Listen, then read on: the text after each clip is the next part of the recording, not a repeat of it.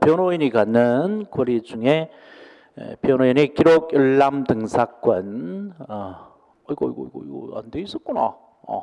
기록 열람 등사권 전혀 안 돼 있었네. 이게 어떤 의미를 갖느냐 하면 큰 차이가 수사하고 그 사이에 기소가 있고 재판이 있으면 요 기소 전, 즉 수사 과정은 공개가 원칙으로 그랬어? 아니면 비공개가 원칙으로 했어? 그렇지. 공개 안 하고 비밀 수사하는 게 원칙으로 그랬죠. 그죠? 공개를 안 한다. 비공개야. 기소된 다음에 재판은, 기소 후에 재판은 요거는 공개가 원칙으로 했죠. 그죠? 예외들이 있지만 조금씩. 비공개니까 수사 서류를 수사 과정에서는 자기가 수사받은 수사 서류를 열어보거나 복사할 수가 없어요. 수사 열람 등사권 인정하는데. 근데 기소가 되고 나서 재판에 들어가면 피고인은 수사 서류 열람하고 복사해 갈 수 있습니다. 등사 가능해요. 요 등사하고 복사하고 큰 차이가 없는데 등사가 큰 개념이고 복사가 작은 개념. 등사 속에 이제 복사가 들어가기도 생각해도 되는데 요즘 용어를 좀 고치고 있더라고 법이. 복사로 많이 고치고 있어요. 그래서 뭐 그걸 묻지는 않으니까 등사든 복사든 차이가 없는데 복사라는 거는 기계적 복사를 주로 복사를 거죠. 그대로 얹어놓고 그대로 하는 건데 등사는 필사도 들어가기 때문에 그래요. 필사라는 게 옛날 복사기 없을 때 어떻게 책을 뺏기느냐, 한 책 보고 옆에 그대로 똑같이 글씨를 쓰죠. 그죠? 이게 이제 필사인데 이런 것도 된단 말이죠. 이걸 포함한 개념이 등사 개념이었는데 요즘은 이제 복사로 이렇게 필사하는 일이 없으니까 이게 똑같은 용어 같아요.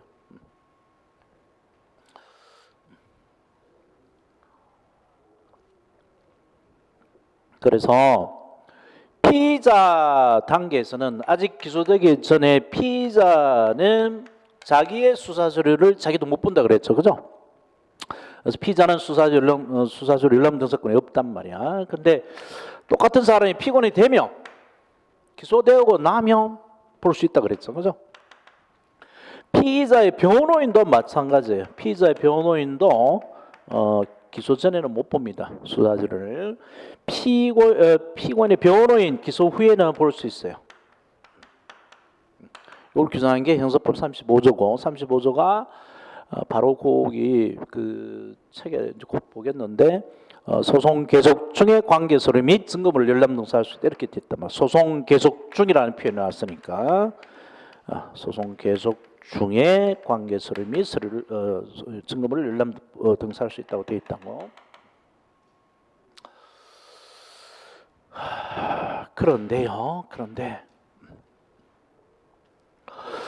수사 과정임에도 그 기소 전임에도 불구하고 재판을 받는 게 아니고 수사를 받는 게 아니고 재판을 받는 두 경우가 있는데 영장실질심사하고 체포구속 특히 구속 적부심사하고 요 두 경우에는 피의자의 변호인한테 재판 준비를 위해서 변호인한테 수사 서류 열람 등사권, 정확하게 말하면 열람권만이에요. 열람권이 인정이 됩니다. 볼 수는 있어요.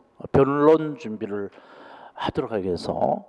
그런데 여기서 조심해야 될 게 여기 이제 규칙상 수사 서류 열람권이 인정되는데요. 형사적 규칙상 이 규칙이 만들어지기 전에 구속 적부 심사에 관한 헌재가 있어요. 헌재 판례가 이게 이제 정보공개법상의 알 권리 일종으로서 열람 등사권까지 있다라고 판시한 적이 있어요. 열람 등사권까지 변호인은. 그래서 문제가 판례에 의함이라고 나오면 열람 등사까지 가능한 걸로 푸시고요. 그 말이 없고 판례에 의함이 없고 그냥 규칙으로만 묻는 문제 같으면 등사권 없고 열람권만 있는 걸로 문제를 푸시는데 최근 7급 시험에 그렇게 나왔어요. 판례에 의함이 없고 그냥 나온 게 있는데, 그래서 경찰청은 옛날 판례가 이게 이제 규칙에서 이걸 구체화했다는 걸 모르고 옛날 판례 계속되니까 구속 적부심사에 관해서만큼만은 열람등사권 단이 있다라고 하시고요. 책을 한번 봐봐요. 책에 방갈로 1번 공소제기 전 수사기관에서 수사 중인 수사서류. 그 전에 그 3번 바로 밑에 보면 35조가 있죠. 피고인과 변호인은 소송 계속 중에 관계서류 및 증거물을 열람하거나 등사할 수 있다. 이게 아마 복사로 고쳐졌을 거예요. 복사할 수 있다. 등사, 복사 뭐 안 고치더라도 그러고 줄을 쭉 치세요. 35조. 이 규정에 반대 해석상 공소제기전은 안 된다는 거죠. 그래서 그 밑에 방갈로 1번에 나오죠. 소송법상 변호기 열람등사 사용되는 것은 소송 계속 중에 관계서류 증거를 한다. 따라서 마지막 줄 따라서 수사기관에서 수사 중인 수사서류에 대해서는 피의자나 변호인의 열람등사 인정되지 않는다. 줄 치고요. 그러나 효과적인 변호를 위하여 열람권을 인정할 필요가 있다. 헌법재판소 동감이 치고 구속적부심사를 청구한 피의자 변호인만 출전했어요. 변호인만 열람등사권을 인정하고 있습니다. 열람등사권. 근데 이에 따라 개정 형사 규칙 동감해 놓고요. 규칙은 마지막에 나오죠. 영장실질심사나 체포구속적부심사상의 피의자 변호인에게 구속영장 청구서 및 그 소명자를 열람권을 인정했다. 즉 이때 변호인은 줄을 쭉 쓰세요. 지방법원 판사에게 제출된 구속영장 청구서 및 그에 첨부된 고소고발장, 피의자 진술을 기재한 서류와 피의자 제출한 서류를 열람할 수 있다. 등사는 안 되도록 돼 있죠. 그리고 피의자가 진술한 서류하고 피의자가 제출한 서류만 볼 수 있죠. 참고인 걸 못 보죠. 참고인 거는 그 목격자를 미리 못 봅니다. 자, 그다음에 이제 구체적인 것이 이제 가로 2번 나오죠. 공소제기 후에 법원 보관 서류. 공소제기 후에는 법원이 보관 서류나 피고인이나 변호인의 열람 복사권이 인정된다. 아까 본 그겁니다. 35조. 35조 법 조문이고요. 그 밑에 또한 피고인의 법정대리인 특별대리인 보조인 또는 보조인 그거 그럼 잘라볼까요? 피고인의 법정대리인 특별대리인 보조인 또는 앞에 자르고요. 피고인의 배우자 직계전적 형제자매로서 피고인의 위임장 및 별표현서 위임장 및 신분관계를 증명하는 문서를 제출한 자도 소송 계속 중에 관계서류 및 증거물을 열람하거나 복사할 수 있다. 최근 시험에 이게 나왔는데 그 위임장이라는 게 이렇게 부탁하는 거죠. 부탁하는 거고 그 신분관계를 신분 증명 문서가 있는데 그게 필요한 거는 문장을 앞에 자르면 배우자 직계전 형제자매까지만 그 위임장하고 신분관계가 필요합니다. 법정대리인하고 특별대리인 보조인은 없죠. 이걸 자르게 되면 그죠? 없고 또 하나 위임장하고 신분관계 두 개 다 있어야 돼요. 그죠? 두 개 중에 하나만 있으면 안 됩니다. 그렇게 문제를 내기도 했어요. 둘 중에 하나만 제출해도 된다라고 해서 냈고 그 다음에 가로 3번 공소지규 검사보관 수사서류는 요거는 증거개시 파트에 따로 나와 있어요. 증거개시 파트에서 공소지규 검사가 보관하고 있는 서류에 대해서도 열람 등사권이 인정되는데 그건 뒤에서 상세히 보고요. 그렇게만 보고 그다음에 소송 절차 일반으로 넘어가겠는데 이게 PPT가 막 다 됐. 아직 남아 있었구나. 여기서부터는 문제화는 거의 안 됩니다. 특히 경찰 시험에 최근에 이 소송행위 쪽 쭉 보면 거의 문제가 안 돼요. 근데 뭐 어디서 용어가 조금씩 쓰이니까 그런 필요 용어로서만 보겠습니다. 시험 문제화는 뭐 경찰 시험은 거의 안 되고 다른 시험에 되는 것들이 있죠. 거기 그런 것들만 몇 가지 코멘트하고 시험 직전에는 이 부분을 과감히 건너뛰어야 될 것 같아요. 그래도 이제 혹 모르니까 어쩌다가 10년 만에 한두 번 나올 수 있는 부분이 있으니까 그런 부분을 이야기만 할게요. 자, 그래서 소송 절차의 기본 구조 가면 거기 절차면 실체면과 절차면이 있죠. 이렇게 어디선가 용어가 쓰이니까 절차하면은 소송 진행을 위한 거고요. 수사 이런 것들, 뭐 1심 공판 기일 지정, 뭐 증인 소환 이런 거 쭉 소송 진행을 위한 게 절차면입니다. 그다음 실체면은 소송의 실체, 유죄 무죄가 소송의 실체죠. 그 범인의 실체. 그래서 유죄 무죄와 관계된 것이 실체면이에요. 그래서 서로 영향을 준다라는 예의가 있는데 뭐 가볍게 보시고 그런 내용 용어만 알고요. 그다음에 소송 행위, 소송법상 효력이 있는 행위를 소송 행위라고 그럽니다. 소송의 특징을 내가 저 앞에서 얘기했는데 첫날에 소송행위는 다른 행위와는 달리 함부로 무너뜨리지 않는다 그랬죠. 그래서 절차 유지 원칙이라는 게 요구된다. 거기 별표 하나 해놓으세요. 그런 것들만 절차 유지 원칙. 그래서 막 절차가 쌓여져 나가니까 그 중간에 뭔가 하나 잘못됐다는 것을 발견이 되더라도 이걸 무너뜨려서 모의로 만들지 않고 그냥 덮고 넘어간다 그랬죠. 그래서 뒤넘기면 그 결과 하자의 치유가 인정이 됩니다. 하자의 치유. 흠이 있더라도 결손 난 걸 발견했더라도 덮고 넘어간단 말이야. 그 다음에 소송행위 종류들이 쭉 있는데 거의 뭐 모르셔도 되고요. 그 중에 4번 목적에 한 분류는 별표 하나 해놓으세요. 목적. 여기 어딘가 또 용어가 쓰입니다. 다른 건 뭐 그렇게 몰라도 책 읽는데 뭐 지장이 안 오는데 목적에 한 분류는 받으세요. 아까 절차면하고 실체면이 있었죠. 그죠? 그거하고 같은 맥락인데 절차 진행을 위한 행위가 절차 형성 행위고요. 그래서 검사의 기소, 절차 진행을 위한 거죠. 1심 공판기일 지정, 절차 지정을 위한 거죠. 상소 다 절차 형성 행위입니다. 그 다음에 바로 봐보죠. 절차 형성 행위. 법관의 심정 형성에 영향을 미치지 않고 절차의 형식 진행을 도모하는 행위로서 공소지기, 공판기일 지정, 증거조사 신청, 실제 판결, 상소지기, 상소 요청 요 두 개 줄쳐놓죠. 줄쳐놓고 대표 선수 하나 기억해놔야 돼요. 절차 형성이 대표 그러면 상소나 상소 취하. 이게 절차 형성이고, 그다음 실체 형성에는 유죄 무죄 실체 형성이죠. 유죄 무죄 실체면의 형성이 직접 역할을 하는 소송행위로서 법관의 심정 형성을 도모하는 행위고요. 대표적인 게 바로 증인의 증언입니다. 증인의 증언 별표해놓고 그 외에 감정인의 감정, 법관의 검증, 현장 검증, 피고인의 진술, 변론 이런 것들이 실체 형성 행위에 들어갑니다. 자, 그 다음에 뛰어넘기면 소송의 일반적 요소로서 소송의 주체, 소송의 적격이란 말이 나오죠. 적합한 자격, 적격이고 거기에 특별한 행위 적격의 별표 하나 좀 해놔보세요. 특별한 행위 적격에 그 행위 적격이 소송의 개념 요소인 경우 개념에 동감했어요. 개념이라는 게 바로 본질이죠. 본질.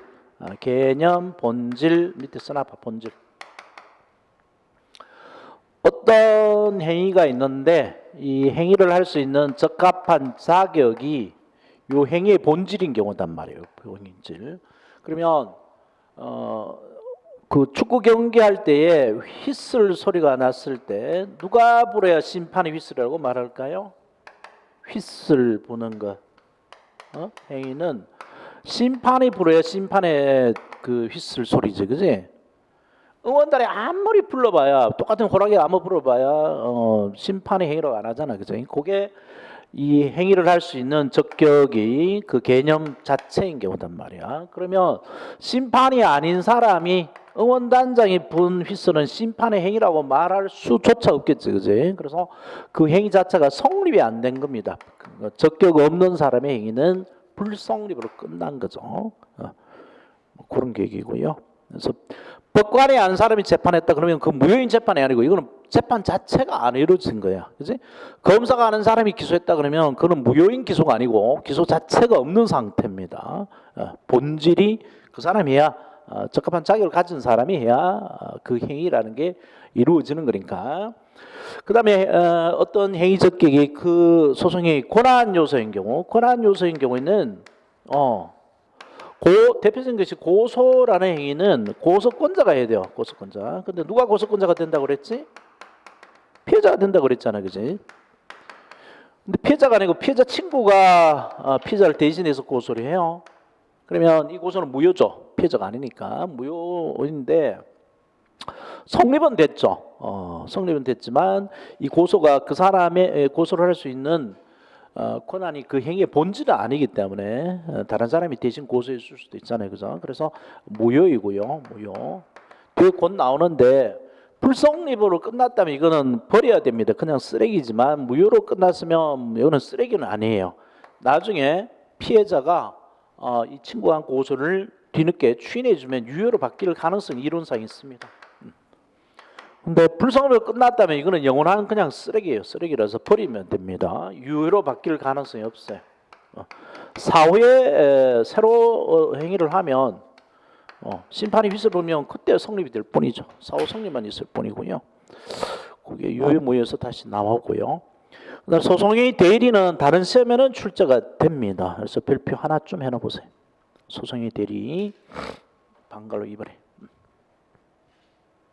소송의 대리 어떤 사람의 행위를 다른 사람이 대신하는 건데 대리는 형사 절차에서 대리는 피의자 피고인이나 제3자의 대리만 되고요. 검사의 대리, 법원 판사의 대리는 안 됩니다. 왜냐하면 판사는 그 사람이 해야 판사의 행위라고 본다 그랬죠, 그지? 검사도 마찬가지예요. 검사도 검사가 해야 검사 행위를 보는데 그 심화 파트에 가면 검사의 직무 대리 제도가 도입되어 있습니다. 검사의 직무 대리, 그거 해놓자. 검사의 직무 대리, 거기 별표 한두 개 내놓으세요. 뒤에 가면 쓰입니다. 검찰총장은 사법연수원장이 요청하면 사법연수생으로 하여금 일정 기간 검사의 직무를 대리할 것을 명할 수가 있고요. 그 다음에 2항 검찰총장은 필요하다 인정하면 검찰 수사 서기관, 검찰 사무관, 수사 사무관, 마약 사무관 이게 뭐 참여 개장이라고 했던 사람들이죠 옛날에. 로 하여금 지방검찰청 지청 검사의 직무를 대리하게 할 수 있는데 이제 문제가 사망에 검사의 직무를 대리하는 사람은 법원 조직법에 따른 합의부 심판 사건은 처리하지 못한다. 합의부 줄쳐놓았어. 합의부 심판 사건. 어떤 게 합의부 심판 사건이라고 그랬지? 사형, 무기, 단기 1년 이상에 해당하는 범죄 이게 합의부 사건이죠. 그거는 대리는 못한다. 직무 대리는 그 사건을 처리하지 못해요. 그다음 두 번째 소송의 대리는 피의자 피고인의 제3자 소송이면 대리되고요. 그 다음에 절차 형성이만 대리가 됩니다. 실체 형성이는 판사가 해야 될 거기 때문에 대신할 그 판사가 직접 봐야 되고 그 증인의 대리가 인정될 수 없죠. 증인은 현장을 목격한 그 사람이 나와야 증인이 되는 것이지 증인으로부터 이야기 들었다는 사람은 증인 안 되죠. 그 다음 명문 규정이 있는 경우만 가능합니다. 대리가. 왜 그러냐면 이게 그 대리가 소송에 친하지 않은 행위죠. 소송법상 이게 대리 받는 쪽에서 보면 수사기관의 법원 쪽에서 보면 원래 하고 싶은 사람이 누구인지 명확하지 않기 때문에 대리는 형사동법 규정이 명문으로 허용한 경우만 가능한데 그 명문으로 허용한 게 두 경우가 있어요. 모든 행위를 다 싸서 묶어서 할 수 있는 포괄적 대리가 있고 어떤 특정한 행위만 할 수 있는 특정적 대리가 있고요. 두 가지는 하는데 포괄적 대리가 바로 그 두 개만 봐요. 의사무능력자 대리하고 법인의 대리하고 의사무능력자의 법정대리인 의사무능력자의 어떤 행위든 다 법정대리인 대리하도록 되어 있고요. 그 다음에 법인의 대리인이고 특정적 대리 그거 이제 앞에서 몇 번 했는데 그 고소 대리의 고 동그라미 그 다음에 재정신청의 대리의 재 동그라미 요거는 정리해놔요. 많이 했으니까. 그 다음에 변호인 선임의 대리의 변 동그라미 그 다음에 상소 대리 상 동그라미 구속적부 심사의 대리 구 동그라미 그러면 고제를 자로 고치면 고자 변상구로 외워두세요. 고자가 되면 변상을 구하는 거 이렇게 대리가 허용되는 경우입니다. 그 다음에 그 밑에 요점에 대리가 허용되지 않는 경우라고 되어 있는데 재판하고 공소증은 법원 판사나 검사가 해야 되는 거니까 안 되고요. 공소 취소도 바로 검사가 하는 거니까 원칙적으로 재료가 허용되지 않고, 그다음에 피고인의 진술 자백은 피고인 자신이 해야 되죠. 증인의 증언도 마찬가지고 증인 자신이 해야 되기 때문에 재료가 허용되지 않고요. 고소는 됐고 고발은 안 됐죠. 고발은 아무나 할 수 있기 때문에 제3자나 아무나 할 수 있기 때문에 대리로 하더라도 뭐 대리한 그 사람이 직접 고발자가 되는 거죠. 자수자복은 범인이 자신이 해야 되기 때문에 그렇다라고 하시면 되고, 그 다음에 대리권 행사에서 심화에다 별표 하나 해놓으세요. 이것도 주관적 가분 현상이죠. 피자, 피고인이 법인인데 대표자들이 하는데 수인이 공동하여 법인을 대표하는 경우에는 소송회의에 관하여는 공동 대표가 아니고 각자 대표합니다. 각자에 동하여서 각자 따로따로 대표하지 서로 합의해서 대표하는 게 아니단 말이야. 자, 그 다음에 뒤에 넘기면 소송이 가로 3번 소송이 방식 나오는데요. 구두 말로 하는 거 있죠. 구두 구두 방식, 서면 방식, 또 서면 구두 둘 다 할 수 있는 방식 이런 게 있는데 PPT 자체를 안 만들었네 내가 이제. 그래서 구두주의 핵심이 실체 형성입니다. 그거 별표 하나 해놓으세요. 구두주의 실체 형성이. 구두주의 실체 형성의 대표로가 뭐라 그랬어? 증인의 증언이죠, 그죠? 증인의 증언인데 증인의 증언은 서면으로 진술하는 게 아니고 증인이 법정에 나와서 직접 말로 하도록 해놔요. 왜 말로 하도록 했을까? 말을 하게 되면 법정에서 말하게 되면 말하는 사람 태도를 보고 그 사람 진술의 신빙성을 판단할 수 있겠죠.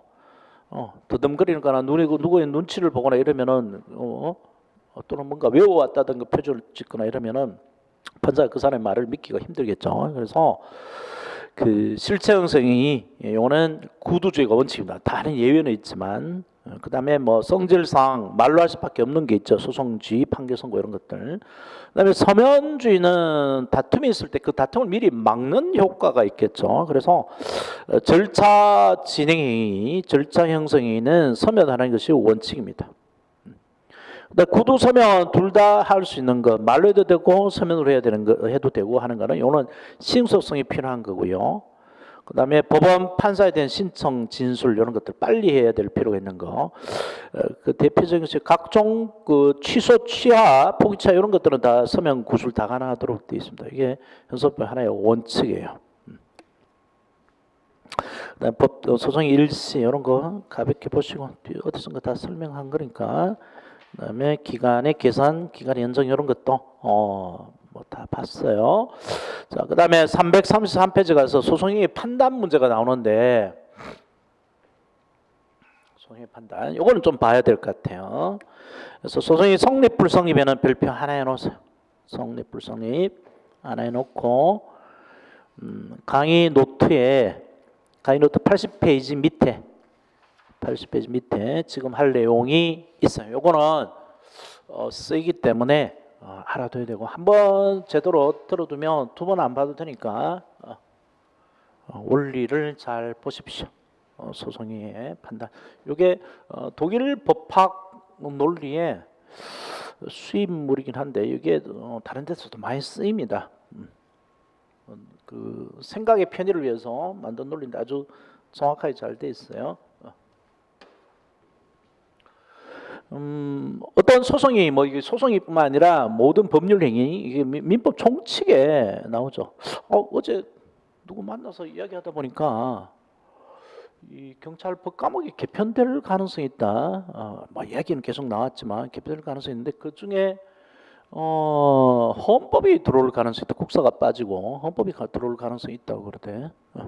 법과목을 더 강조하게. 그리고 경찰행정학과 시험은 경찰행정학과 특채 시험은 이번에 헌법 봤어요. 헌법하고 민법 총칙 봤죠. 국사하고 저기 빠지고. 그래서 이게 그 민법 총칙을 보면 뭐 공통되는 그 법의 원리들이 들어가 있어요. 법 원리들이. 민법 총칙을 공부를 시키는 게 맞긴 맞겠는데 법을 제대로 알아야 되니까.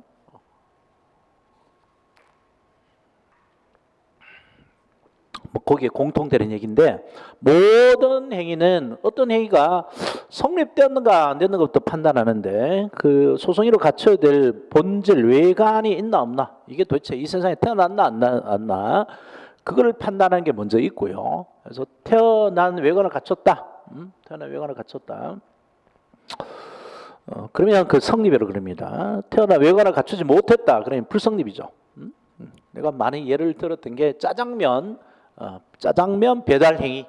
짜장면 배달 행위가 성립되려면 뭐가 와야 돼요? 철 가방에 뭔가 담겨서 와야 되죠.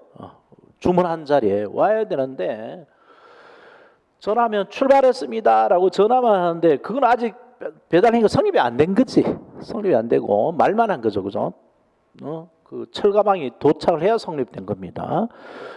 출발했습니다 말만 하면 아직 성립이 안 된 거죠. 근데 성립이 됐는데 뭔가 외관 행위가 만들어져서 오긴 왔는데 뭔가 빠졌어요. 중요한 게 빠졌어. 그러면 본래적인 어떤 효력을 인정할 정도로 모든 게 다 안 갖춰져 왔으면 그 중에 하나가 빠졌으면 오긴 왔는데 뭔가 빠져서 무효라고 그러겠죠. 뭐 택배를 시켰는데 오긴 왔는데 뭔가 중요한 게 빠졌어. 그지? 그럼 무효라고 그러겠죠. 다 갖췄으면 유효라고 그랬고 뭔가 빠졌으면 무효라고 그러겠죠. 그래서 그 짜장면 배달을 오긴 왔는데 짜장면만 오고 짜장이 안 나왔어. 간짜장을 지금 그럴 수가 있더라고. 우리 실제로 그랬어요. 탕수육을 시켰는데 탕수육 자체가 안 왔다. 그러면 불성립이구나. 오긴 왔는데 뭔가 빠진 거야, 그지? 탕수육이 왔는데 탕수육은 왔지만 이 뭐야 소스가 안 왔어. 그 뭐야 부어 먹는 건지 찍어 먹는지 그 소스로 이게 안 왔다. 그러면 무효지, 그지? 오긴 왔지만. 자, 그래서 본래적 효력을 다할 정도로 모든 걸 갖춰오면 유효, 뭔가 중요한 게 빠지면 무효입니다. 그래서 개념이 불성립하고 무효는 구별하란 말이야. 불성립하고 무효를 우리 일상생활에서는 이 둘을 구별하지 않죠. 야 이거 뭐 무효야라고 일반적으로 다 말하지만 논리적으로 정확하게 구별하면 이건 아예 태어나지도 않았단 말이야. 배달도 안 됐다. 여기 불성립이고 오기는 왔는데 태어나긴 태어났는데 무효다. 요 개념 구별을 하고 있어야 되고. 그래서 불성립이라는 거를 하면 더 이상 판단 안 해야 되는 거죠. 얘는 뭐 이 세상 자체에 안 나왔어 이래 버리면 끝나는 거니까. 그래서 독일 논리에서 나온 거예요. 근데 무효라 하더라도 아무런 효력이 없는 게 아니야. 아무런 효력이 없는 건 불성립입니다. 이 세상에 아무것도 없는 거는 불성립이고 오기는 왔죠. 짜장면 오기는 왔죠. 탕수육 오기는 왔어요. 왔는데 뭔가 빠졌으니까 부수기 효과는 있죠. 돈을 일단 줘야 되죠. 돈은 주고, 그지? 짜장면을 더 갖고 와라, 소스를 더 갖고 와라, 해야 되겠죠. 젓가락 갖고 와라, 해야 된단 말이에요. 그죠? 그래서 공소제기라는 소송행위도 그 무효인 공소제기도 무효라는데 이제 곧 보겠는데 공소장에 뭔가를 안 써왔다 그러더라도 요게 그 공소시효만큼은 정지시키는 부수시 효과가 있어요. 공소제기가 무효를 하더라도. 그 다음에 불성립으로 끝났다면 이 세상에 안 태어난 거니까 이걸 무시 방치가 가능하지만 이거는 오기는 왔잖아요, 그죠? 그래서 무시 방치를 못합니다. 갖고 가라고 한다든지, 뭐 돈을 깎아주라고 한다든지 뭔가 판단을 해야 됩니다. 그러면 공소제기가 무효면 무슨 재판해요? 응?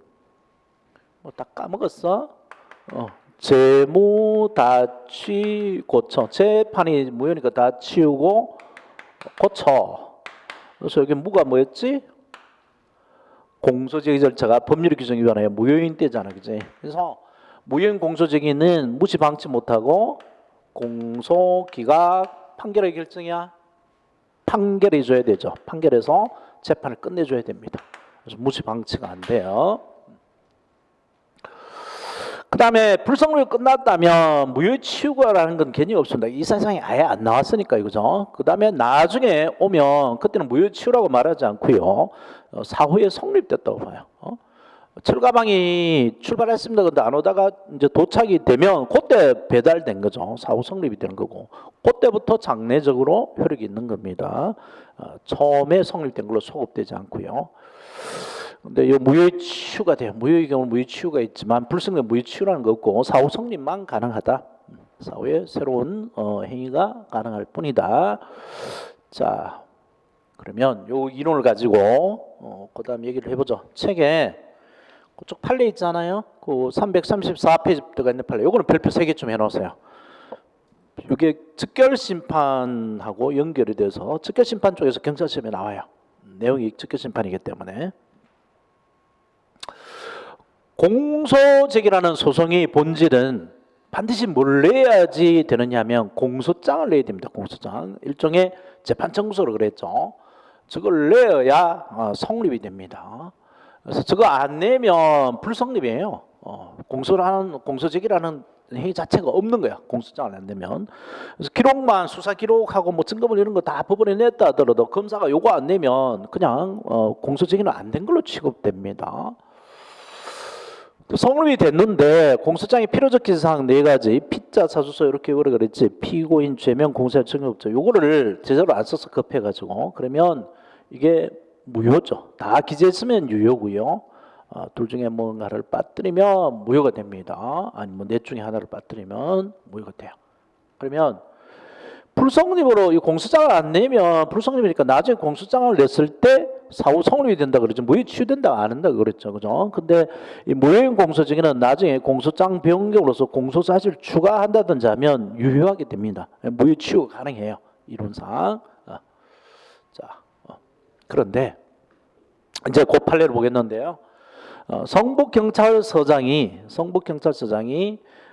즉결심판을 청구했는데 그 즉결심판 청구가 기각이 돼요. 즉결심판 청구 기각되면 즉결심판 판사가 기록을 경찰서장한테 넘겨주죠. 그럼 경찰서장이 다시 그 기록을 검사한테 넘겨주잖아요. 그죠?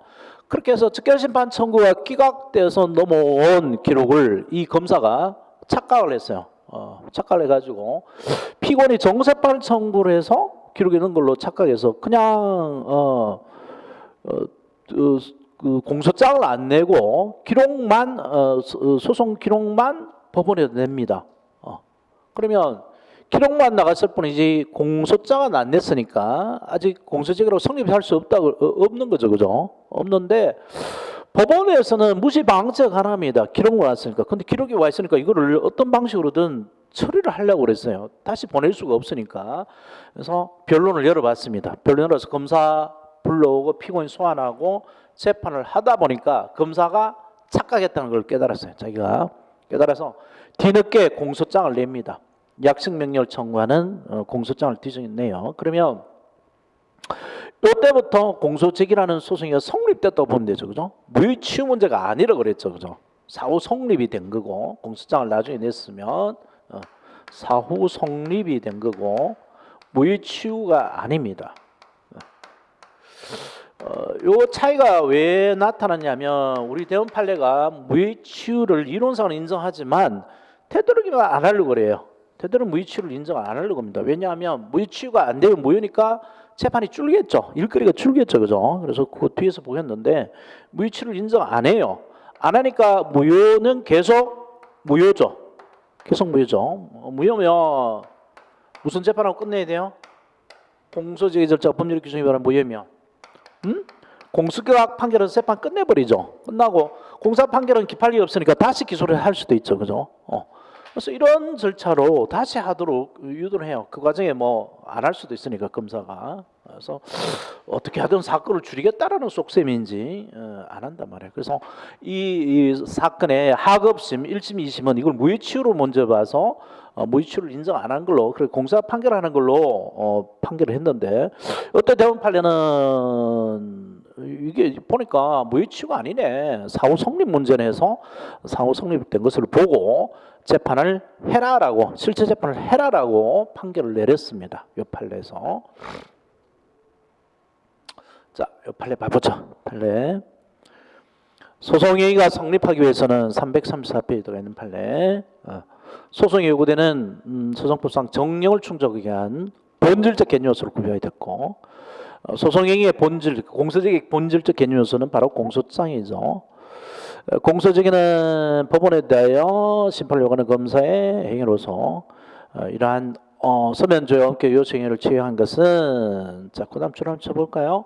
심판을 구하는 대상을 명확하게 하고 피고인의 방어권을 보장하게 한 것이다. 그래서 공소장을 내는 것은 법원한테 법원 판사한테 요거를 가지고 재판해 달라라고 청구를 하는 거고 법원 판사는 그 공소장이 기재된 것만 재판해야 되니까 피고인도 그것만 방어하면 되죠. 그래서 거꾸로 말하면 피고인의 방어권을 보장하기 위해서 공소장을 내도록 되어 있는 겁니다. 따라서 소송이 매우 중요한 요소가 되니까 이걸 안 내면 소송이 자체가 없는 거예요. 그래서 검사용 공소장 제출은 공소제기라는 소송이가 성립하기 위한 본질 요소라고 봐야 할 것이고, 자, 이렇게 된 부분 요약해서 줄치고요.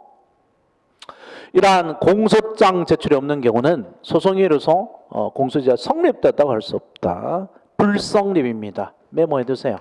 불성립이고 무효가 아닙니다. 불성립이지 무효 X 해놓으세요.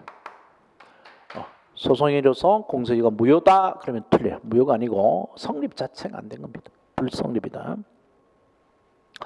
그 다음 법원이 경찰서장의 직결심판 청구를 기각하여 경찰서장이 사건을 관할 지방검찰청으로 송치하였으나 검사가 이를 직결심판에 대한 피고인의 정세판 청구했는 것으로 오인하여 그 사건 기록을 법원에 송부한 경우 공소제기로의 본질 요소라고 있는 검사용 공소장 제출이 없는 이상 기록을 법원에 송부한 사실만으로 공소에 성립되고 볼 수 없다. 자, 노랗게 된 부분 또 줄을 쳐서 요약을 해두고 검사용 공소장 제출이 없는 이상 공소에 성립됐다 볼 수 없다. 이것도 불성립이죠.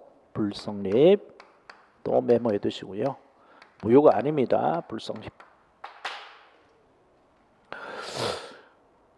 소송행위로서 요구되는 본질적인 개념 요소가 결여되어 소송행위가 성립되지 아니한 경우에는 소송행위가 성립돼서는 무효인 경우와는 달리 하자의 치유 문제는 발생하지 않으나 추후 당해 소송행위가 적법하게 이루어진 경우에는 그때부터 이 소송행위가 성립된 것으로 볼 수 있다. 이게 뭐라고 그랬어요? 아니죠. 사후 성립이죠. 사후 성립. 사후 성립 써놓으세요. 그때부터 소송이 성립된 걸 볼 수 있다. 사후 성립.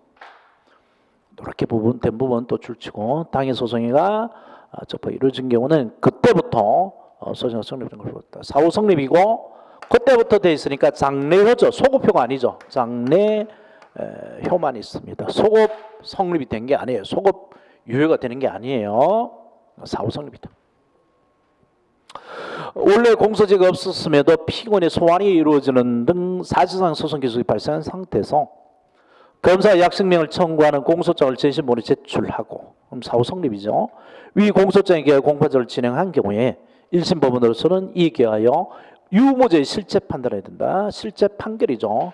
옆에다가 이걸 무효치유로 문제를 봐서 공소기각 판결을 해서는 안 되죠. 공소기각 판결 X 해놓으세요. 공소 판결 X.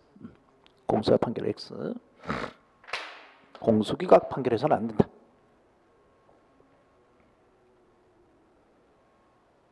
유무죄 실제 판결해야 된다.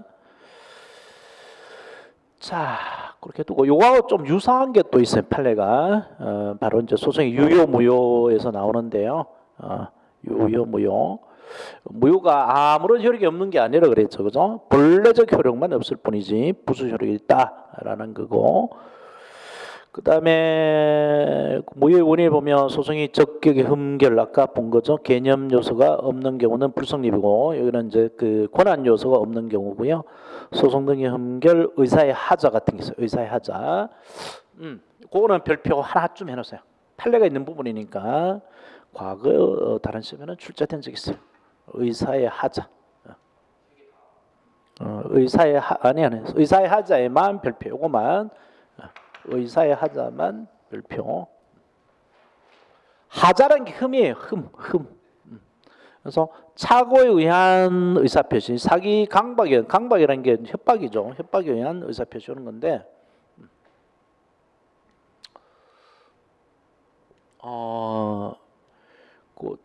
여기도 메모하자. 일상생활에서는 사기나 착오나 강박에 의한 의사표시는 이거 취소할 수 있죠. 무효가 될 수 있죠. 그죠? 누가 사기쳐서 아파트 사겠다고 청약을 했다든지 내가 이게 저 지하철역 들어서는 걸로 다른 단지하고 착각을 해서 선택을 했다든지 그게 이제 그 소송행위에 표시가 돼 있다. 법률행위에 표시가 돼 그걸 조건을 걸었다 그러면 그 중요한 행위니까 착오라는 의사표시로서 무효시킬 수 있습니다. 취소해서. 그다음 강박에서 강요해서 했다 이런 게 이제 의사표시가 되면 무효가 될 수 있는데 형사에서는 그 절차 형성 행위만 이렇게 무효가 되고요. 실체 형성 행위는 무효가 안 돼요. 그래서 절차 형성이부터 해볼까? 절차 형성이 대표적인 뭐라 그랬죠? 상소. 상소 취하를 생각해봐요. 상소 취하. 자기 착각해서 잘못하고 상소 취하를 해서 피고인이. 그러면 요거는 무효가 될 수 있습니다. 취소해가지고 무효가 될 수 있어요. 그런데 사기 착오 강박의 의사 표시가 만약에 그 실체 형성이다. 실체 형성이 대표적인 게 뭐라 그랬지? 실체 형성이 바로 증인의 증언이라고 그랬죠. 그죠? 증인의 증언. 이 증인의 증언이 이제 그 현장 본 걸 착각했다 이게 아니고 증언하게 된 동기가 착각이 됐어요. 보통 뭐 교통사고가 나면 플랜카드 걸리잖아요. 그지? 목격자 구함이라는 플랜카드 걸리고 해서 끝에 보면 항상 살해함, 뭐 후사함 이런 표현으로 돼 있고 아주 뭐 그 하면 뭐 액수를 적죠. 뭐 500만 원, 뭐 1000만 원 이렇게 목격 그 사람이 증언해주면 뭐 돈 얼마 주겠다 이렇게 해둔단 말이야. 그래서 그 플랜카드 뭐 100만 원 주겠다라고 믿고 증언했더니만 증언하고 나오니까 10만 원도 안 주는 거야. 그래서 나 이거 증언한 거 100만 원 받을 줄 알고 증언했는데 왜 10만 원밖에 안 주냐? 이거 나 착각에 한 거니까 또는 저 새끼가 사기쳐서 한 거니까 나 이거 취소해서 무효로 만들래라고 할 수 있을 텐데 이게 안 됩니다. 왜냐하면 실제 행세는 현장을 제대로 봤나 안 봤나 이게 중요한 것이지 그 동기가 자기의 자유로운 의사에서 증언을 했나 안 했나 이게 중요한 게 아니기 때문에 이거는 민사 문제로 해결하고요. 증언 자체가 무효가 되는 건 아니죠. 그래서 이 절차 형성에는 사기 착오 강박에서 하게 되면 이제 그 취하에서 무효가 될 수 있는데 그렇게 되려면 사기 착오 강박에서 의사 표시가 자기 잘못이 아니어야 됩니다. 즉 귀책 사유가 없어야 돼요. 귀책 사유, 귀가 돌아갈 귀죠. 귀 책임책이고 책임질 사유, 이걸 귀책 사유로 그죠. 귀책 사유가 없어야지만 무효가 될 수 있습니다. 그래서 그걸 인정한 판례, 상세한 판례 한번 볼까요? 먼저 첫 번째 절차 형성적 소송이가 자, 요거 줄 쳐놓고 별 펴놓으세요. 절차 형성이만 됩니다. 실체 형성이는 무효가 되지 않는다 그랬죠. 착오로 인하여 행해진 경우 무효로 되기 위해서는 첫째 뭐 중요한 점에 대한 착오가 있고 둘째 행위자 또는 대리인이 책임질 수 없는 사유로 인하여 발생했을 거 책임질 수 없는 사유 즉 귀책 사유가 없는 경우죠. 그 다음에 뭐 세 번째가 뭐 현장 정의로 인정될 거 이런 거고 이에 관한 판례가 두 개가 있는데요. 첫 번째 판례가 피고인이 항소를 했어요. 항소 피고인이 1심에서 그 징역형을 얻어맞고요. 지금 요즘은 이제 없어졌는데 보호감호도 얻어맞았어요. 보호감호가 이제 전두환 때 들어온 것들인데 전과자들 그다음 사회 혼란시킨 놈들 그 무조건 막 갖다 청송에 갖다 가두는 거예요. 청송 제3교도소 그 완전히 뭐 요새 같은 거기다 갖다 가두는 게 보호감호였어요. 이게 이제 없어졌어요. 없어졌는데 이게 억울하다 그래서 항소를 했습니다. 항소를 했는데 항소심 판결할 때에 무슨 이유인지 피고인이 안 나갔어요. 아파서 그런지 뭐 최준실처럼 엉덩이에 욕차이 생겨가지고 못 앉아있겠으면 내리겠어 못 나간지 안 나갔어요. 안 나가고 그 대신 피고인 대신에 교도관이 대신 나갑니다. 교도관이 출전해서 재판이 어떻게 됐는가 듣고 오기로 했어요. 근데 요게 요 피고인이 항소했는데 항소 자체가 기각됩니다. 피고인이 항소를 했는데 항소가 기각되면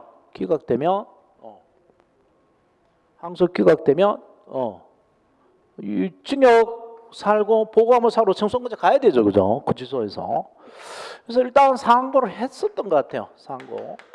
상고를 했다가 일단 상고장을 냈어요. 냈는데 뒤늦게 며칠 있다가 이 교도관이 와서 피고인한테 이야기해줘요. 해가지고 분명히 항소심이 기각됐으면 피고인이 진 거죠. 진 건데 네가 이겼다는 식으로 교도관이 잘못 뭔가 전해들고 잘못 이야기를 해줘요. 네가 이겼어. 그래서 항소 기각을 교도관의 보호감호 청구 기각으로 검사의 보호감호의 청구 부분에 기각으로 잘못 이야기를 해준 거야. 항소 자체가 기각되는데 검사의 보호감호 청구가 기각된 걸로 잘못했는데 그래서 이걸 배워야 된단 말이에요. 교도관도 안 배우니까 이게 무슨 말인지 몰라서 대충 적었던 것 같아요. 그래서 이 이야기를 들으니까 보호감호 청구가 기각됐다고? 그러면 나 청소가 안 가도 되는데 이거 뭐 하려고 내가 상고해? 그래서 상고로 그 자리에서 취하를 해버립니다. 상고에서 취하를 해버려요. 그럼 얼마 있다 보니까 보호감호 가자고 청송 끌려가거든. 그래서 뒤늦게 사태를 파가 보니까 이게 됐어. 그래서 제가 착오로 상고 취하긴 했는데 이 착오가 제 잘못이 아닙니다. 이 교도관이 엉뚱한 소리를 해가 제가 잘못 알고 상고 취하했으니까 좀 상고하게 봐주세요 그랬는데 대법원 판례가 아니 왜 교도관의 말을 믿어? 구급 공무원 말 믿지 마. 믿지 말고 판결문 왔을 텐데 판결문 올 때 판결문을 보고 조금만 기다려 판결문 보고 상소할지 취할지 정확하게 판단하지. 덜렁 이 사람 말만 믿고 판결문 오기 전에 덜렁 이 사람 말 믿고 상고 취한 거 이거는 네 잘못이야. 귀책 사유가 니한테 있어. 너의 잘못 없이 착오에 빠졌다라고 할 수 없어. 그래서 그냥 나가리 시킵니다. 좀 매정한 판례죠. 대부분이 그래요. 일거리를 어떻게든 줄인단 말이야. 그래서 보호감호 선고를 받은 피고인이 보호감호 선고된 것으로 알고 일단 상고를 제기했다가 보호감호 청구가 기각됐다는 취지 교도관 말과 공판출정 교도관의 보고서의 기재를 믿은 나머지 판결문을 안 봤어요. 판결 등본 송달을 기다리지 않고 상고 취함으로써 위 보호감호 처분이 확정된 경우 위 상고 취하에 피고인의 과실이 없었다고 단정할 수 없어. 과실이 없었다고 할 수 없어. 과실이 있다고 본 거죠. 이를 무효로 볼 수 없다. 처벌을 받았어. 또 그동안 갑니다. 청송까지. 그다음 두 번째 판례는 이 피고인이 할머니인가 그래요. 그래서 노안이 와가지고 잘 안 보여요. 노안이 와서 잘 안 보이는데 1심 판결이 징역형이 선고가 되니까 항소를 하고 싶었습니다. 피고인이.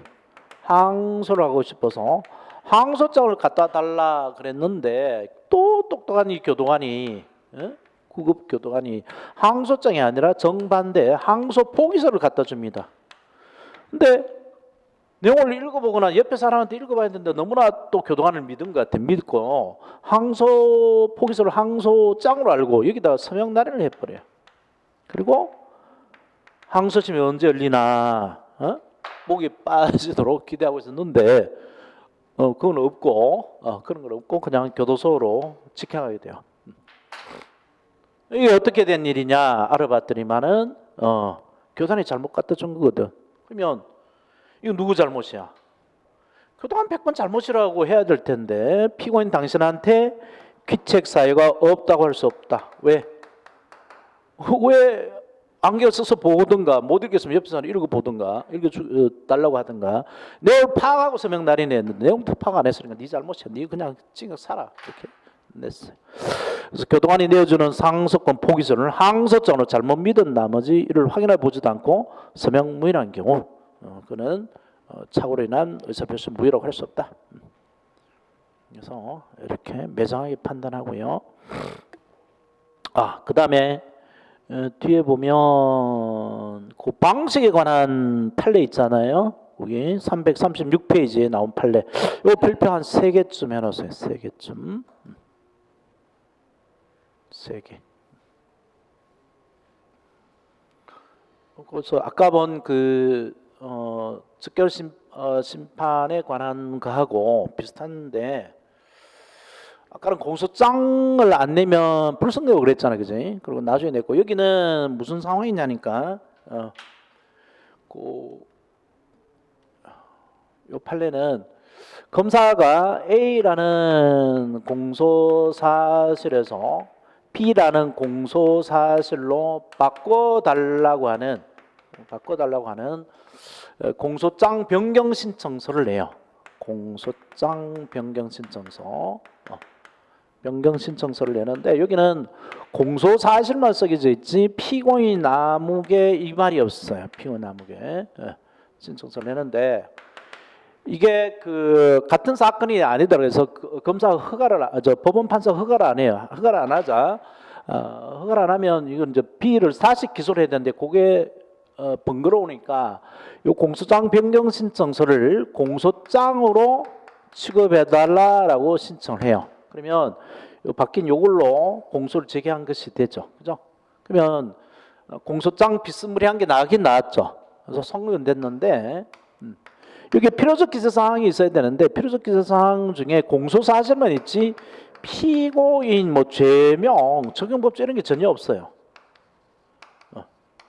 그래서 성립은 됐지만 무효죠. 이 기재가 안 됐으면 이게 무효고 무효는 유효가 될 수 있다 그랬잖아요, 그죠? 유효가 될 수 있는데 이렇게 되려면 추가 같은 걸 해야 되는데 안 했어요. 안 하고 피고인이나 변호인 측에서 아무 일을 안 했습니다.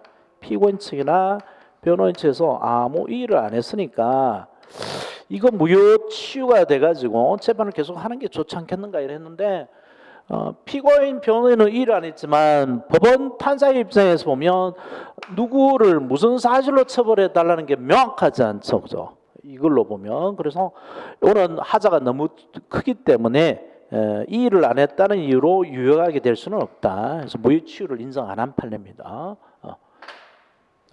이 판례 핵심이 이거죠. 공소 제기의 현저한 방식 위반인 경우 공소장은 나왔는데 방식 위반이단 말이야. 방식 위반이 있는 경우에 공소 제기적 법률의 기준에 무효인 경우에 해당하고 줄 쭉 치세요. 공소 제기 현저한 방식 위반이 있는 경우 공소가 냈지만 방식 위반이 있는 경우에는 무효인 경우에 해당하고 이와 같은 절차 위배의 공소 제기에 대하여 피고인과 변호인이 이의를 제기하지 아니하고 변론에 응하였다고 하여 그 하자가 치유되지는 않는다. 즉 무효의 치유는 인정되지 않습니다. 검사가 공판기일에서 피고인 등이 특정되지 아니한 공소장 변경 허가 신청서를 위 공소장에 가름 많은 것으로 구두 진술했을 뿐. 자, 이거 뭐 국어인데 잘 모르더라고요. 갈음. 대신하여라는 걸 갈음이라고 그래요. 가름하여. 가름하고 달라요. 간음 이런 말하고 다릅니다. 가름은 편가르는 거고 간음은 간음자 총쓸 때 이렇게 견주어 보는 걸 간음이라고 해서 간음.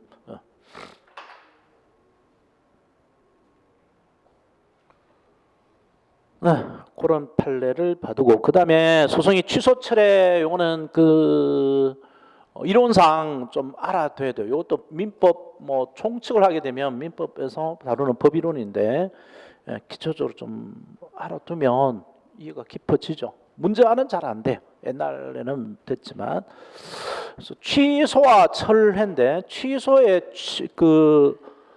소 있잖아요. 소가 이게 끌 소하고 비슷해요. 불을 끄다 해서 완전히 없어지는 게 소입니다. 취소고 회는 이 뒤돌아가는 게 회가 돌아갈 회죠. 철회. 철자가 이제 물러진다는 거고 이성계가 위화도 회군하잖아. 회군 군사를 이렇게 돌려오는 거죠, 그죠? 그 회예요. 그래서 취소라는 거는 근본적으로 다 파서 아예 뿌리채 뽑아버리는 게 취소고 철회는 파다가 중간쯤에 뽑고 나오는 게 철회다. 그렇게 생각하시면 돼요. 소가 끌소니까 완전히 뿌리채 뽑는 게 취소고 철회는 중간쯤 캐고 마는 거다. 그 이론을 그렇게 해서 구별해서 법용어를 쓰고 있다는 걸 잘 아시면 많은 게 해결됩니다. 그래서 취소는 어떤 얘기가 있는데 중간에 야 그만두자라고 그러면 뿌리채 뽑아버린다고. 처음부터 없는 걸로 돼버려요. 처음부터 우리 안 한 걸로 하자. 뽑아버리는 게 취소입니다. 이때부터 없는 걸로 되는 거죠. 그래서 처음부터 없는 것으로 되는 걸 소급한다 그러죠. 소급. 거꾸로 그슬로 올라가서 회로를 미치는 게 소급입니다. 그렇기 때문에 취소는 소급 무효가 돼요. 소급 무효가. 철회는 안 그렇죠. 철회 여기서 우리가 그만 만나자 그러면 그때부터 그만두는 걸로 되는 것. 이게 이제 철회고, 철회는 장례적으로만 효력이 있죠. 그래서 장례효력을 합니다. 취소는 소급표고요. 그래서 뭐 이렇게 기억해야 되죠. 소 붙어 있잖아. 취소의 소하고 소급의 소하고 한자로는 다르지만 그런데 네. 취소를 하게 되면 여태까지 요만큼 싸웠던 거, 남자 여자들 뭐 연애하면서 만났던 거 다 없었던 걸 해야 되잖아. 우리 앞으로 그만 만나자 그러면. 그러면 내가 너한테 준 선물 다 내놔, 반지 다 내놔, 귀걸이 다 내놔 할 수 있지 않아? 없었던 걸로 해져 있으니까. 그렇게까지 인간관계를 철저히 청산시킬 수 있으면 좋겠는데 보통은 뭐 못하죠. 그냥 내버려 두잖아요, 그죠? 카드미는 계속 내더라도.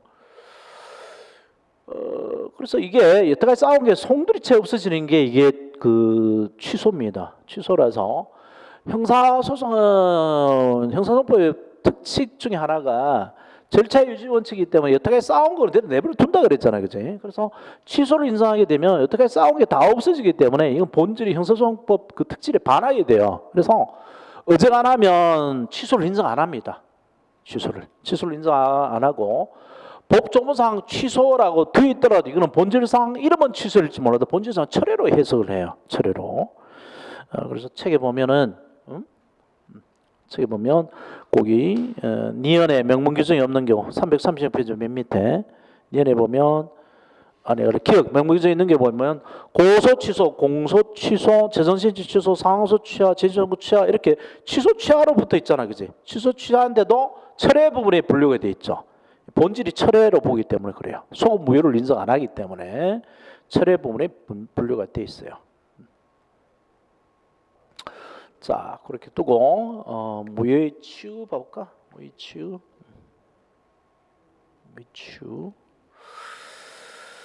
이거 간단하게 설명해. 무효 치유는 다른 시험에는 나와요. 그래서 별표 한두 개는 해놓고 2개 정도 해놓고 시험 직전에는 보지 마시고. 경찰 시험하고는 이제 막 자꾸 거리가 멀어져서 아예 쳐다보지도 않는 것 같더라고. 소송이는 확 넘어가는 것 같아. 뭐 비슷한 것도 안 나와요. 이 자체가 다른 시험에는 아주 중요하게 많이 나왔었는데 다른 시험도 조금씩 안 나오기 시작하니까 뺏길 게 없어서 그런가 봐. 판례도 뭐 고성화됐고. 자, 무의치유. 우리 일상생활에서도 뭐 물건을 샀는데 이거 잘못 산 것 같아. 샀는데 저 케이스가 깨져 있다든가 뭐 줄이 하나 없다든가 이렇게 돼 있어요. 그러면 그 물려야 되죠, 그죠? 물릴 수 있는 이제 물리는 건데 못 물리게 되는 게 있어요. 그게 무의치유단 말이에요. 두 가지가 있습니다. 무의치유가 소송의 주안에 의한 치유하고 그걸 바꿀 수 있는 시간이 지나서 할 수 없이 그냥 갖고 살아야 되는 거, 즉 공격 방법의 소멸, 이 두 개가 있고 소송의 주안이라 그러는데 우리 뭐 똑같죠. 뭐 아이들한테 줄 같은 게 안 왔어. 그럼 뭐 하면 돼요? 애서 신청해서 하면 되죠. 뭐 정수기 갖다 샀는데 뭐 물이 제대로 안 나와 그러면 애서 불러다가 고치면 됩니다. 이 추안이 추후 완성을 줄임말이에요. 메모에도 AS입니다. AS 영어로 말하면 애프터 서비스죠. 추후 완성, 추안. 그래서 무효인 소송이가 추후에 완성시키는 행위로 인해서 치유되는 경우가 있죠. 유예하게 되는 경우가 있고요. 두 가지가 있습니다. 단순 추안하고 보정적 추안. 단순 추안은 무효인 행위가 그 자체가 추안에서 유예하게 되는 경우고, 보정 추안은 무효인 행위가 유예하게 되면서 옆에 무효인 행위가 유예하게 보정되는 경우를 말합니다. 그래서 단순 초안은 형사법 규정이 있어요. 상속권 회부 있습니다. 상속권 회부. 저 뒤에 나오는데 상속권 회부 그거 하나, 그다음에 그거를 준용하는 정식 재판 청구 회부 그 두 개가 있습니다. 상속권 회부, 정재판 청구 회부 두 개가 있고요. 그다음에 보정적 초안은 세 가지인데 변호인 선임의 초안, 공소자질 초안, 고소의 초안 세 가지가 있어요. 이론상 먼저 그 상속권 회복부터 보는데 저 뒤에 나오거든요. 시험에 잘 안 나오는데 이론을 알아둬야 돼요. 상속권 회복이 뭔지.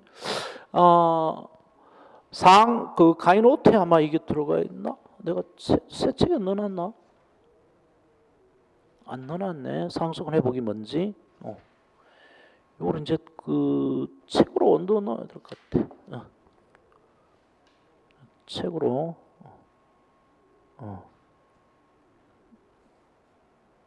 책으로 이동시켜놔. 뒤에 연결되니까. 상소할 수 있는 자는 자기 또는 대리인이 책임질 수 없는 사유로 인하여 즉 규칙 사유 없이 상소 제기에 상소를 하지 못한 때에는 상소 회복 청구를 할 수 있다. 상소 제기일이 며칠이라고?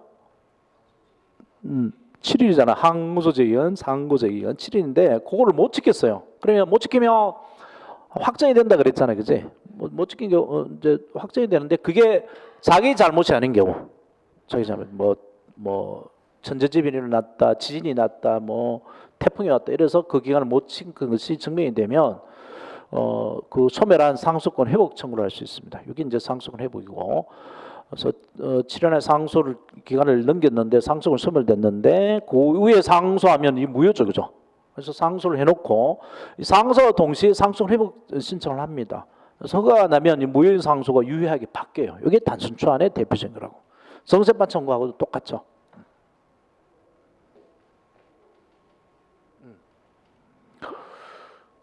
자, 그 다음에 보정적 초안, 보정적 초안에 세 가지 변호인 선임의 초안하고 공소사실의 초안하고 근데 변호인 선임의 초안부터 먼저 보죠. 이런 건 좀 봐둬야 돼요. 변호인 선임 이전에 변호를 한 소송, 무효인 소송이가 변호인 선임 신고에 유효하게 되는가의 문제다. 그런데 1심 판결이 선고되면 7일 안에 항소를 하는데 항소장은 이제 그 피고인이 낸 것 같아요. 근데 이렇게 항소장 원심이 내면 기록을 며칠 안에 이게 항소심을 넘겨준다 했어? 14일, 그지? 이 2배였죠, 그지? 14일 안에 기록을 넘겨주고, 그다음에 그 접수 통지를 서울고등법원이 해주잖아. 피고인하고 그 상대방한테 해주면, 항소인하고 상대방한테 해주면 20일 안에 뭘 내야 된다고? 항소 이유서를 내야 된다 그랬지, 그지? 항소 이유서. 이거 쓰기 어렵다 그랬죠, 그죠? 그래서 변호인으로서 선임 이제 써야 이제 보통 변호사가 써주는데 이게 그 신급 대리라 그랬잖아요, 그죠? 1심 변호사하고 2심 변호사하고 같은 변호사더라도 변호인 선임 신고서를 1심에 내고 또 2심에 또 내야 되잖아, 그지? 그 낼 때에 돈 이야기가 돼요, 돈 이야기가. 즉 수임료 이야기가 돼야 되는데 사무장이 처리해. 돈은 변호사가 일일이 안 한다고 좀 껄끄럽기도 하고 하니까 그래서 그게 이야기가 돈 이야기가 된 줄 알고 그래서 변호사 사무장이 변호인 선임계를 2심 법원에 서울고등법원에 낸 줄 알고 이유서만 먼저 냈어요. 이유서 먼저 냈는데 알고 보니까 아직 안 낸 거야. 그러면 변호인 선임이 안 됐는데 변호인에서 항소유서 나갔잖아요. 이거 일단 무효죠. 변호인으로서 행위가 아니니까 무효인데 20일이 지난 다음에야 변호인 선임서를 내요. 그러면 이 무효인 항소유서가 유효하게 바뀌겠는가 이건데 만약에 이 항소유서를 유효하게 안 바뀌면 어떻게 돼요? 이 항소유 제출이 없는 게 되고 그러면 항소기각이 돼버린다 그랬죠. 항소법원에서 재판할 거리가 없으니까. 그러면 피고인으로서는 재판을 못 받아볼 수가 있죠, 그죠? 이게 최근에 이런 사태가 일어났어요. 김기춘 사건에서 항소유 제출 기간이 이 특검법에서 항소유 제출 기간이 좀 줄어드는가 변화가 있어요. 일반 항소유서보다. 근데 변호사가 모르고 안 냈어. 하루를 어긴 거야. 그래서 이제 항소 기각이 될 위기 처하자 막 손에 발에 빌어가지고 예외가 있다 그랬죠. 항소유서 안 내도 할 수 있는 예외. 그 예외를 적용해 달라고 빌었는데 그걸 받아줬어요. 그래서 예외로 항소 기각 안 하고 재판을 하고 있는데, 근데 이거 더 맞을지도 모르는데. 그래서 우리 대법원은 되도록이면 사건을 줄이려고 하는 쪽에 속셈이 있기 때문에 이거 안 받아줍니다. 항소유서를 무효로 그냥 유효로 바꿔주지 않아요. 판례는. 이게 이제 변호인 선임의 초안이라는 겁니다. 그러면 변호인 선임 초안을 인정 안 하니까 그냥 항소 기각 되겠죠, 그죠? 항소 기각돼서 피고인으로서는 항소심 재판을 받아볼 그 기회가 박탈됩니다. 그래서 요거 정리를 해서 변호인 선임 이전에 변호를 한 무효인 소송이가 변호인 선임 신고에 의해서 유효하게 되는가의 문제인데 우리 대법원 판례는 인정 안 한다고요. 판례 별표 한두 개 해놓고 변호인의 상소유서 효력이 없다라고 해요. 자, 그다음에 그 공소사실초안 아까 했죠. 뭔가 빠뜨렸다가 나중에 넣는 거고. 그다음에 이제 고소유초안이 나오는데 고소유초안 친고죄만 문제됩니다. 그래서 모욕죄 이런 걸로 친고죄로 고소했는데 고소가 없음에도 공소제기한 후에 나중에 비로소 고소했는 경우에 고소유초안에서 공소에 적법하게 될 수 있는가의 문제입니다. 친고죄 문제되고 옛날에는 이런 게 많았어요. 많아서 문제가 많이 되는데 요즘에는 이제 친고죄가 되더니 다 없어졌다 그랬죠, 그죠? 그래서 이제 문제가 잘 안 되나 봐.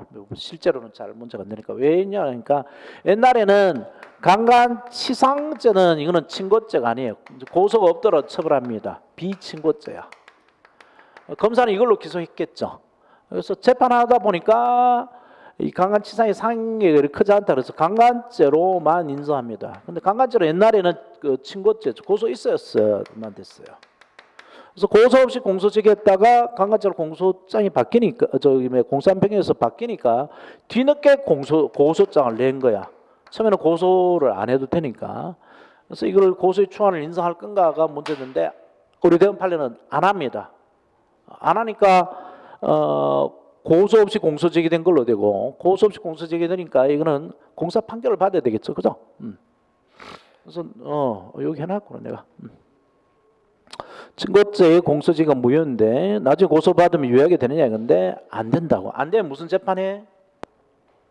무효인 공소제기가 계속 무효니까 공사 판결하고 끝내겠죠, 그죠? 끝내면 나중에 다시 이 사건으로 검사가 다시 이 사건으로 고소받아서 기소할 수는 있어요.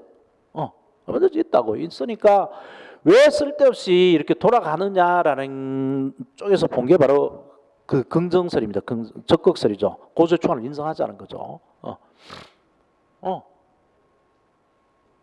소송 경제에 반하지 않느냐.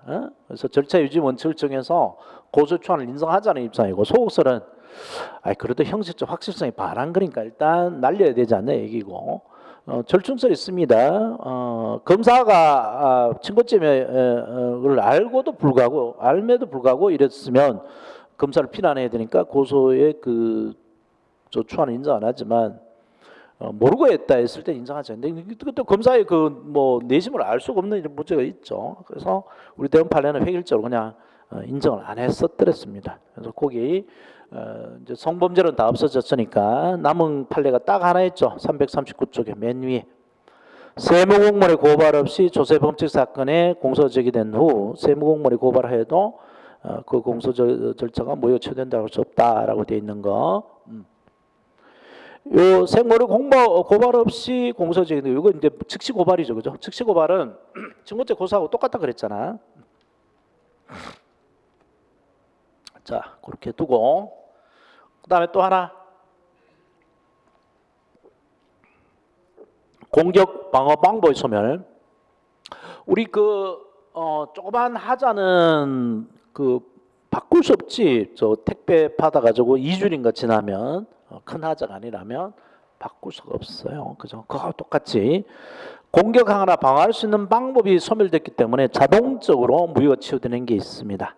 그래서 소송의 발전이 야한 경우하고 요거 맞아 정리하면 이거 변호인 선임의 추안은 다수는 피고를 보호해서 인정을 하고 고소의 추안은 피고를 보호해서 인정하지 않은 게 다수의 논리인데 판례는 아무 논리가 없어요. 그냥 사건을 줄인 쪽입니다. 그래서 추안에 의한 무효 치유는 명문 규정이 있는 상속권 회복, 정책 청구 회복 요게만 인정하지 다른 걸 일체 인정 안 해요. 객관식에서 판례에 따라 풀면 편한데 근데 공격 방법의 소멸에 의한 무효 치유는 재판을 빨리빨리 진행하니까 이건 인정합니다. 무효 추원에 의한 걸 인정 안 하되 공격 방법의 소멸에 의한 무효 치유를 인정하는 게 판례예요. 자, 그래서 두 경우가 있죠. 일정 단계가 지나면 자동적으로 무효가 치유되는 경우하고, 그다음에 책문권의 포기, 잘못을 묻는 권리가 책문권인데 이걸 포기했다고 볼 수 있는 어떤 행위가 있으면 또 덮고 넘어갑니다. 무효 치유가 되고요. 그 일정 단계가 경과하면 무효가 치유되는 경우가 바로 토지관할 위한 신청인데. 토지관할은 누굴 위해서 인정한 거라 그랬어? 재판받는 피고인의 편의를 위해서 인정해놓은 걸 그랬죠. 피고인의 주소거지, 피고인의 현재지도 토지관의 기준이 된 것은. 그래서 토지관할 위반은 피고인이 신청해야 하지만 관할 위반이 성립하는데 그 신청을 언제까지 할 수 있느냐 하면 피고 사건에 대한 진술 전에, 즉 사심리 단계가 들어가기 전에 토지관할 위반을 신청해야 되고, 그 지나버리면 증거조사 단계로 넘어가서 사심리로 넘어가면 이제는 관할 위반 신청을 못합니다. 그래서 관할 위반에, 토지관할 위반의 하자가 치유되는 거죠. 그 다음에 책문권의 포기, 책문권 포기, 잘못을 묻는 권리인데 공소장 부분 송달하자. 공소장 부분은 5일 기간을 두고 공소장 부분이 송달돼야 돼요. 왜? 그만큼 방어할 수 있는 시간을 줘야 되죠, 그죠? 공판기일 지정도 마찬가지로 5일 기간을 두고 지정이 돼야 되는데 그걸 안 했단 말이야. 안 했는데도 피고인이 나와서 씩씩하게 재판받으면 그 무효 치유돼요. 너는 다 준비가 돼 있구나.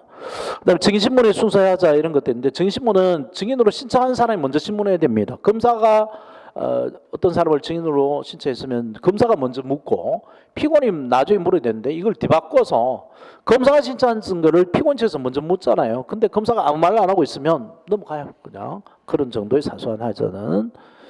그래서 이거는 많이 인정합니다. 거기에 들어간 판례가 바로 이런 거죠.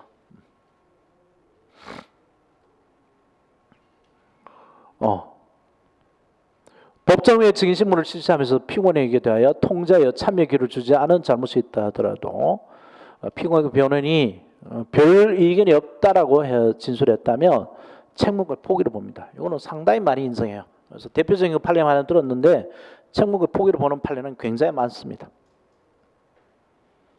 뭐 이게 김아람 사건인가, 신아람인가 판정했는데 여기서 그 데모를 한 이유가 있어요. 이거 넘어가면 책무를 포기를 봐.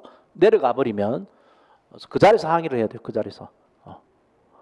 유명한 항의하는 장면 여기 들러서 하는 거 있잖아. 이 자리에서 안 하면 넘어가기 때문에 그래요. 자, 밥 먹고 와서 나머지 하자. 수고했어.